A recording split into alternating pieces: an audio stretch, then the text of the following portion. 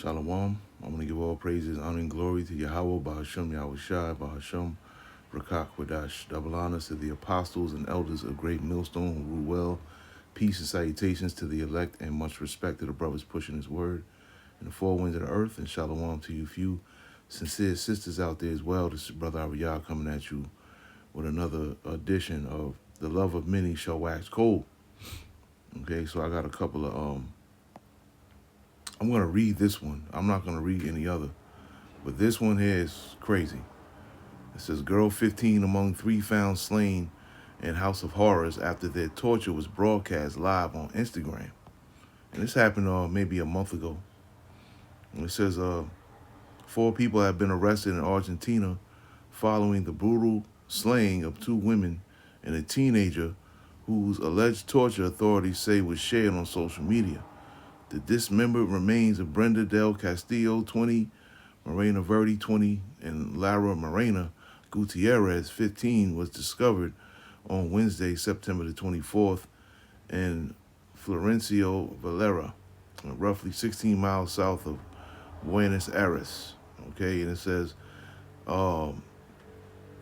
authorities say the alleged motive behind the murders was a warning. This is what happens to those who steal drugs from me. Okay, this is talking about Peruvian drug traffickers who they stole from. And it says investigators revealed, according to Candina 3 and La Nacion, it was not immediately clear whether the message was written or presented alongside the alleged torture. Okay.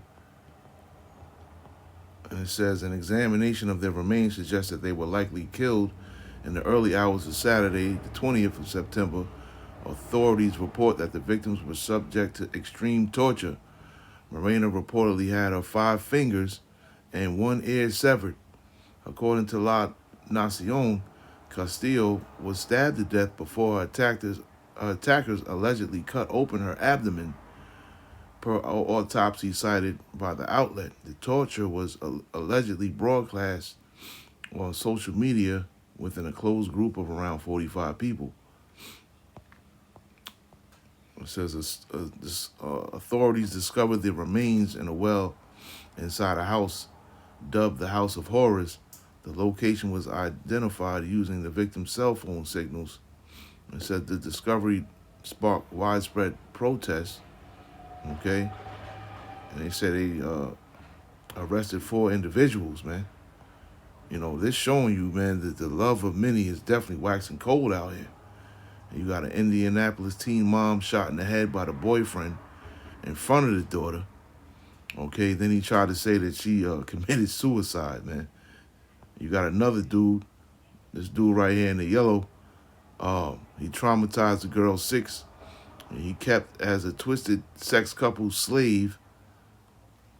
A 6-year-old girl was kept as a twisted couple sex slave in dirt pit alongside a corpse of her smothered little sister. I mean, yeah, these people are crazy out here, man. You got the Bronx drill rapper who got killed leaving parole office, you know, and it's worldwide, man. You got a video here showing Hamas executing Palestinians, okay, right here, all right, and yeah, these people are bugged the hell out here, not in just Babylon the Great, but across the globe. There's so many things happening. That's why Yahushai, of course, we're going to get that, said that the love of many is waxing cold. This is why this is the title of these videos, because you see it in every video I put up. And it says, because iniquity shall abound, right? Sin upon sin upon sin, being stacked up, one on top of the other. And because iniquity shall abound, the love of many shall wax cold. Okay, and this is what we're seeing out here. And we're seeing that these evils are increasing and they're getting worse, and they are getting worse.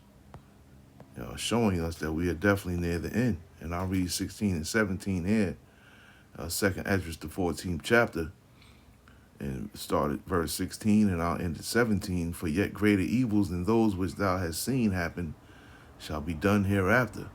For look how much the world shall be weaker through age. so much the more shall evils increase upon them that dwell therein. Okay? And there's a video that I put up on this video later on where you see some Jakes. They ran up on, this Edomite in West Hollywood, man, in broad daylight. I could see if it was nighttime, but broad daylight, man. That's not something that's really normal like that. You'll see Jake shoot at Jake in broad daylight or rob Jake, in broad daylight, in the hood and all that. That's common. But for them to go into a neighborhood where they stick out like a sore thumb and just jump out on a dude and just rob him like that in broad daylight without a care is showing this prophecy here. Real quick. Let's get Isaiah the 19th chapter. I think it's 16. No, 17. Where it says here, in the land of Judah shall be a terror unto Egypt. Right? So that's what that reminded me of. In the land of Judah shall be a terror unto Egypt. Showing you that these Jakes are now turning, to rob, the more fortunate instead of the less fortunate, man. They going out into these high price neighborhoods and robbing these Edomites, man. And these Edomites don't have, and they know that these Edomites don't have, their head on a swivel. They don't have a care in life. They don't. There's no fear, no nothing when they're in their own comfort zone. Which are their neighborhoods. They don't fear getting robbed or killed or kidnapped or none of that. They just skipping down the street, man. And now Jakes are starting to invade these richer upper class neighborhoods to take their goods, man. All right. And the land of Judah shall be a terror unto Egypt. Everyone that maketh mention thereof shall be afraid in himself because of the counsel of the Lord of hosts, which he hath determined against it. Okay, and this is what we're seeing. The beginnings of all-out chaos, man. People are really losing it out here. I've seen a couple of videos today where, people went into certain supermarkets or places where they can buy food, and the meats was like $84 for a steak, $90 for a steak. People are about to lose it, man. People are not going to be able to eat things like these videos and those articles that I just read are going to become a thing of normalcy, man. Shalom. Prosecutors and police are working around the clock to bring Kata Scott home. And tonight we are learning new details about a separate kidnapping charge brought against Keon King earlier this year. He's the man who authorities charged yesterday with kidnapping the 23-year-old woman who disappeared on October 4th. What we're seeing and what we continue to see is a clear pattern, of violence, of this type of behavior. And so that's something that we plan to pursue to the fullest extent of our abilities. Assistant District Attorney Ashley Tuzlowski is referring to this cell phone video shared on social media that's now being used as part of their investigation. Officials say it was taken earlier this year at a home in North Philadelphia. What you're seeing in the video is a cell phone video that was taken by a person that was inside that residence. Keon King you can see his face, it's him on the video. He hops a fence and tries to gain entry into that property. He comes back twice, trying to gain entry into that property through a window. Tuzlowski says at some point after the video ends, the woman and another person in the home stepped outside, and that's when it's alleged King kidnapped her while his 2-year-old child was in the back seat. He grabbed the victim, put her in the car, and drove away and assaulted her. The charges were ultimately withdrawn after authorities say the woman didn't show up to court. As for the search for Kata Scott today, investigators focused their attention on King's 1999 Toyota Camry, which they believe Scott was in before she disappeared. Police sources also say they recovered evidence connected to Scott at an abandoned school in Germantown after their search there yesterday. Today's the day that I get to drop my daughter off for the rest of her life. I can't really say that I feel sad about it. I really don't care. I gave up custody of my kid. I put her up for adoption. She's 7 years old. Sorry, I literally just woke up. She's going to school. I'm about to drop her off to her last day of school. I have to take her to, and then the adoptees are picking her up from the school pickup line. And yeah, I'm free woman after that. I'm selling my house. I'm buying an RV. I'm about to travel the world. I'm pretty excited. I have been like waiting for this moment my entire life, ever since I had her, and I was being guilty and not giving her up just because like I felt like as a mom you're not supposed to give your kid up. But then I had a good talk with like my boyfriend, and he said that it doesn't matter what other people think, it's what you want, and I don't want a kid, so today's the day that The girl's mother and aunt are in jail tonight, and we've just learned the mother's boyfriend has also been arrested. Investigators have revealed disturbing new details about the death of Jacqueline Mimi Torres Garcia, saying that she suffered from physical abuse and malnourishment. Police say it came at the hands of her mother, her aunt, and the mother's boyfriend. Reports were that someone was in the rear of the property dropping off items to include that storage bin. The investigation into Jacqueline Garcia Torres's death began with an anonymous caller who reported suspicious activity in the backyard of an abandoned New Britain home on Wednesday. But it unraveled into a disturbing case of alleged child abuse and accusations that her body was hidden for a year by the young girl's own family members. Evidence indicates that Jacqueline was the victim of prolonged physical abuse and malnourishment prior to her death. It is also believed that following her death, Jacqueline's body was kept in the family's basement. Police say Jacqueline likely died in fall of 2024, and she would have been 11 years old at the time. These teens are charged with conspiracy to commit a mass Columbine-style school shooting. Connor Pruitt, 13, and his 14-year-old buddy Philip Bird were allegedly planning to target their middle school in Lehigh Acres, Florida. The arrest happened after an 8th grade teacher got a tip from a student at the school that one of the boys had a gun in his backpack.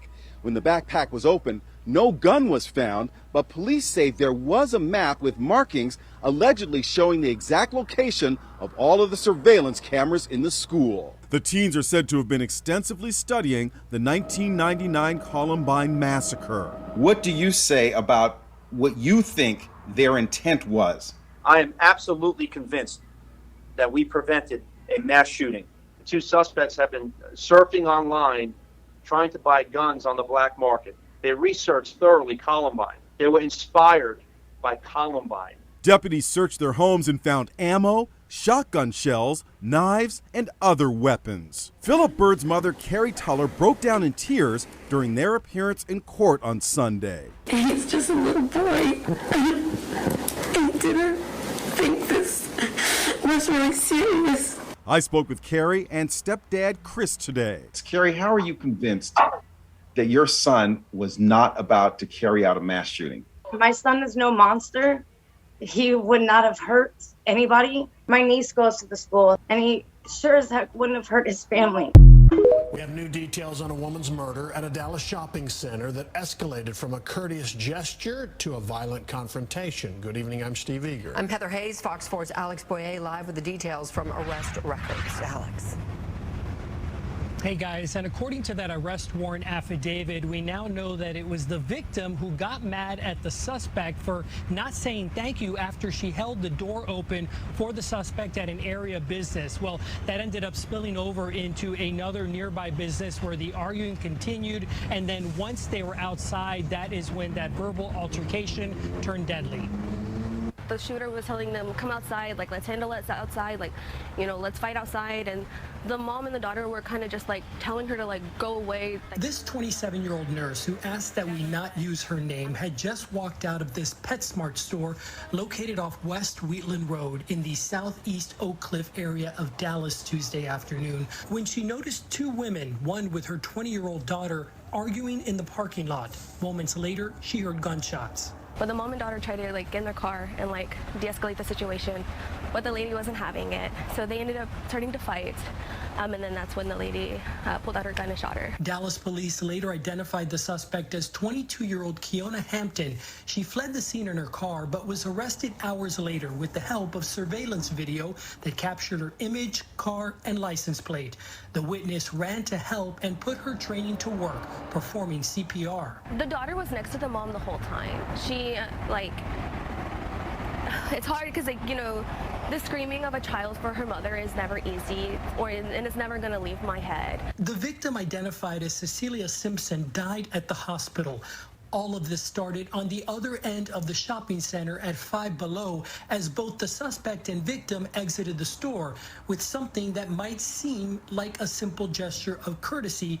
According to the arrest warrant affidavit, Simpson got upset at Hampton for not thanking her for holding the door. It spiraled quickly from there. Hampton, who reportedly waived her Miranda rights, confirmed that she engaged in the verbal dispute, entering the PetSmart twice and continuing the argument, throwing a drink bottle at Simpson's car when she was about to leave and engaging in a physical altercation with her, adding that she took out her gun and shot Simpson, stating she was trying to get Simpson away from her. And again, the victim's daughter was a witness to all of it.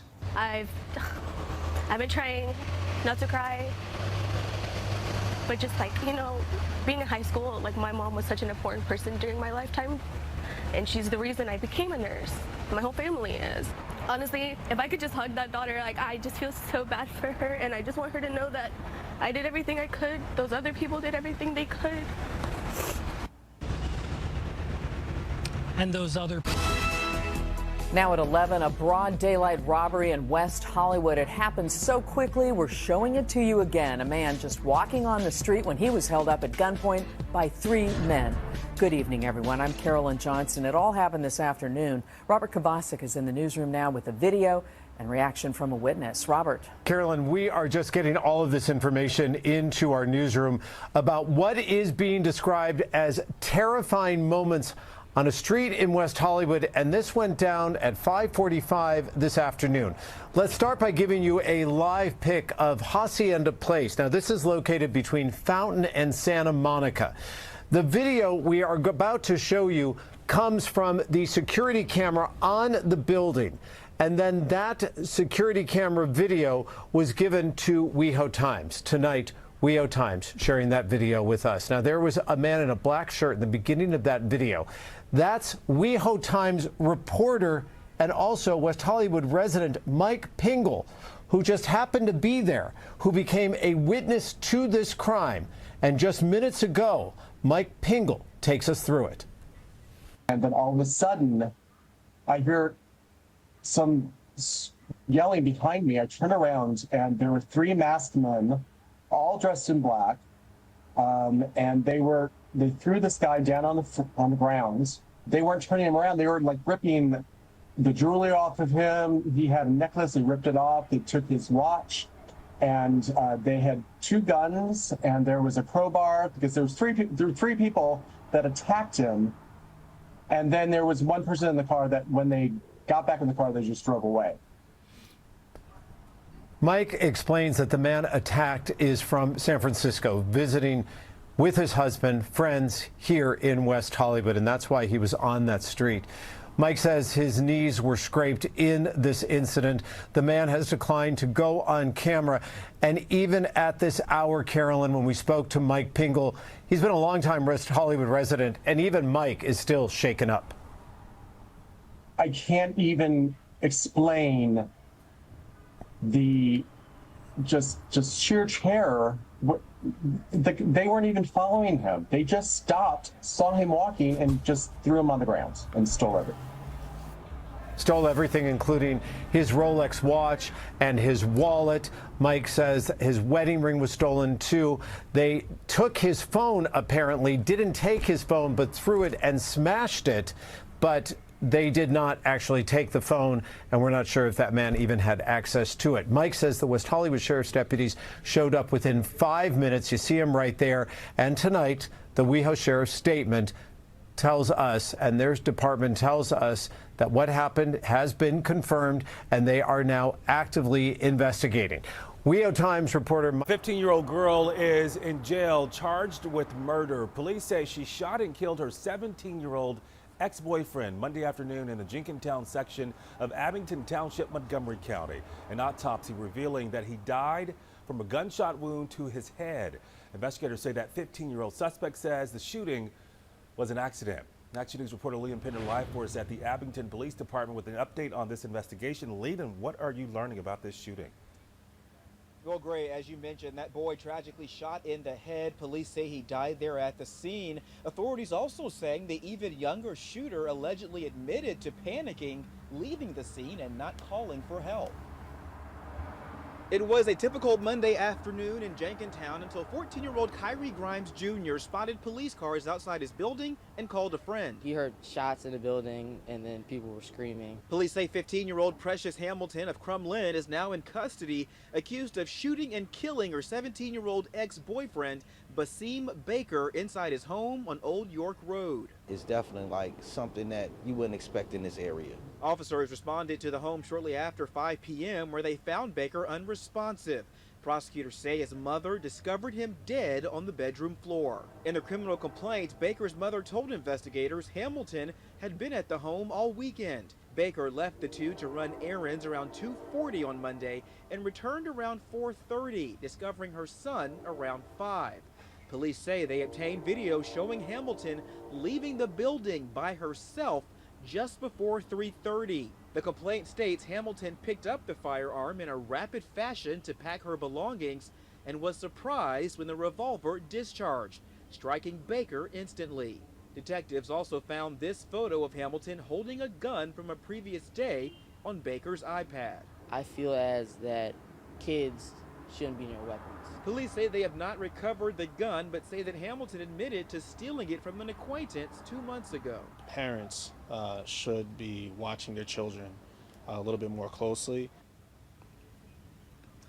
Now, Precious Hamilton, just 15 years old, is being charged as an adult. She faces third-degree murder, involuntary manslaughter, and several other charges tonight. We're live here in Abington Township.